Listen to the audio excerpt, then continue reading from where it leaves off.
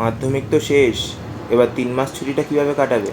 ছুটি 11-এর ক্লাস তো বোধ হয়। হ্যাঁ দেখুন, আমি ক্লাস 10-এ ওঠার পর থেকেই ভেবে রেখেছিলাম যে মাধ্যমিক ক্রস করার পরেই, মানে পরের দিনই আমি 11-এ ক্লাস করা শুরু করে দেবো, কিন্তু আমি করতে পারিনি। কেন? কেন জানেন? আরে আবার কেন জিজ্ঞাসা কর, পরীক্ষার পর তো 3 মাস ছুটি থাকে, তাই 3 মাস তুমি কতদিন? হ্যাঁ না, আমি এতটা ছুটি নিতে চাই না। বাহ। 3 মাস ছুটিটা একটু বেশি হয়ে যাচ্ছে। আমি ওই 1 থেকে 1.5 বছর। হ্যাঁ, অনেক স্টুডেন্ট তো এই সময়টাকে ইউটিলাইজই করে না। হ্যাঁ দেখুন, আমিও দেখেছি অনেক মাধ্যমিক ক্যান্ডিডেট যখন মাধ্যমিক হয়ে যায় তখন এই 3 মাস ছুটিটাকে না ইউটিলাইজ করে না, অবজার্ভ করে না ঠিক মতন।